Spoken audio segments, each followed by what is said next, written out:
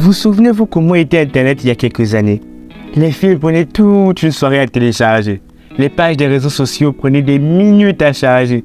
Et les jeux vidéo en ligne, n'en parlons pas. C'était des supplices. Et ça, nous l'avons tous subi à l'époque. Mais aujourd'hui, la technologie a tellement avancé et l'Internet n'en fait pas exception. Malgré le fait qu'Internet soit déjà très rapide, je vais vous poser une question. Qu'est-ce qui se passerait si nous accélérons la vitesse d'Internet à l'infini? Pour découvrir Internet, nous devons comprendre comment ça fonctionne.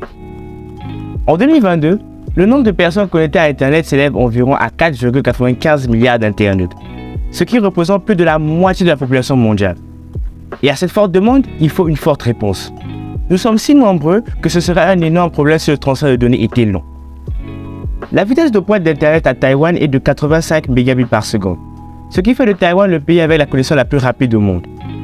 Au Japon, c'est 42 mégabits par seconde et le triste record du pays avec la vitesse la plus basse revient au Yémen avec ses 0,38 mégabits par seconde.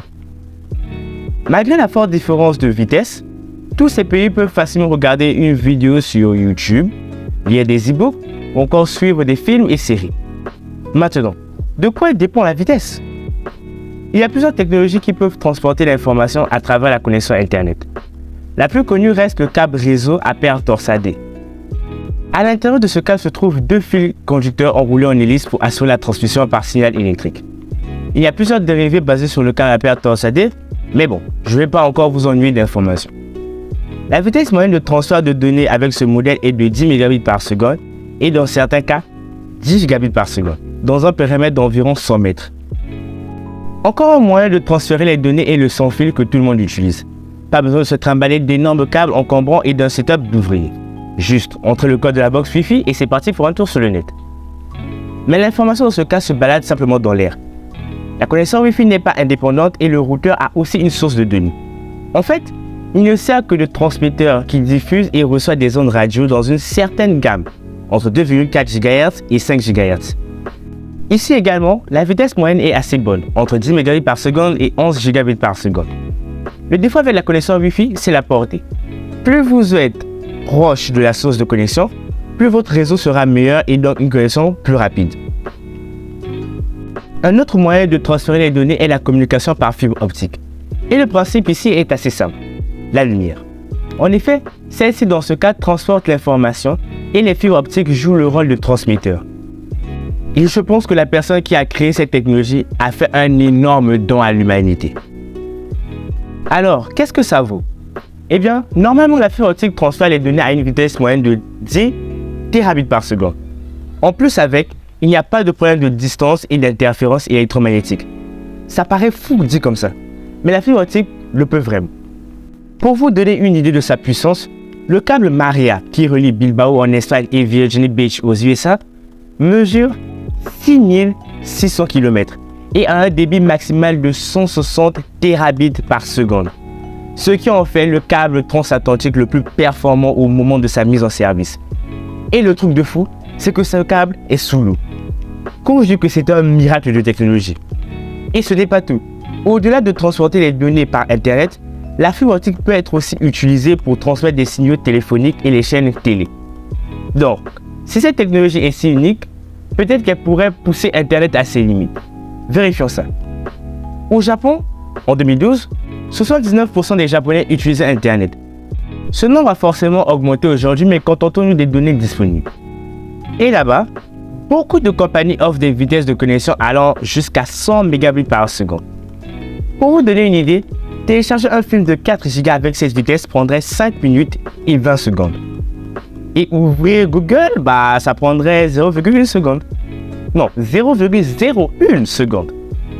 Jusque-là, nous ne parlons que de fibre optique et après plusieurs recherches, j'ai pu trouver que le débit le plus haut jamais atteint est de 178 terabits par seconde. Pour vous redonner une idée, avec cette vitesse, vous pourrez télécharger tout le catalogue Netflix en 3 secondes. C'est 17 800 fois plus rapide que le débit maximal pour les maisons. Et malheureusement, il est techniquement impossible d'aller au-delà de cette vitesse. Et évidemment, atteindre ces 178 mégabits par seconde fut extrêmement ardu. Le temps pris n'est pas communiqué. Ceci dit, est-ce que 178 terabits est réellement la limite. Vu que nous sommes un peu tarés, allons-y plus loin, jusqu'à l'infini. Imaginez la joie des quelques 8 milliards d'habitants présents sur Terre.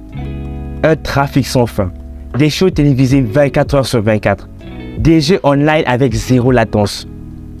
Mais attendez, les résultats d'une telle expérience n'est qu'expérimentale et ça n'entrera pas dans l'intérêt de nos foyers de sitôt. D'ailleurs, comment feront-ils au câble optique pour atteindre un tel transfert de données? Commençons par la composition complète du câble optique. En général, c'est un ensemble de matériaux transparents qui conduit la lumière à l'intérieur du tube.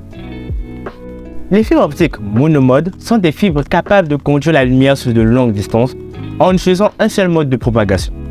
Donc, elles ne peuvent laisser passer qu'un seul rayon de lumière à la fois. Et de l'autre côté, il y a les fibres optiques multimode, capables de conduire plusieurs rayons de lumière en même temps. Pour être plus clair, imaginez des lumières de différentes couleurs. Chacun est un flux lumineux. Si nous les faisons traverser à travers une fibre optique multimode, ils voyageront indépendamment les uns des autres.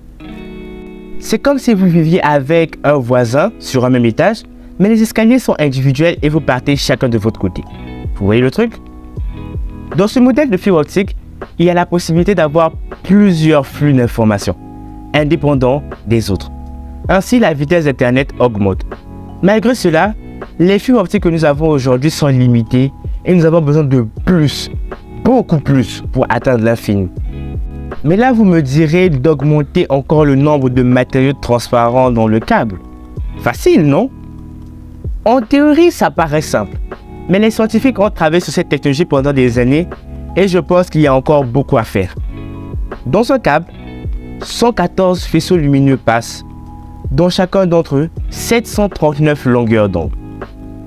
Donc, 84 246 ondes ont à traverser la fibre optique pour créer la vitesse la plus rapide au monde. C'est difficile d'imaginer ce gros achèvement, mais je crois fortement que les scientifiques s'attellent déjà au travail d'un Internet du futur. Un Internet disponible dans tous les 4 coins du monde. Mais avant cela, nous devons attendre et continuer à regarder nos films en qualité dégueulasse ou encore jouer à nos jeux avec des lags. Ensuite, tout le temps redémarrer la box. Mais bientôt, tout ça sera de l'histoire ancienne et vous pourrez regarder mes vidéos sans retard. En attendant, abonnez-vous et que la science n'arrête jamais de vivre en toi. C'était Revol. Bisous.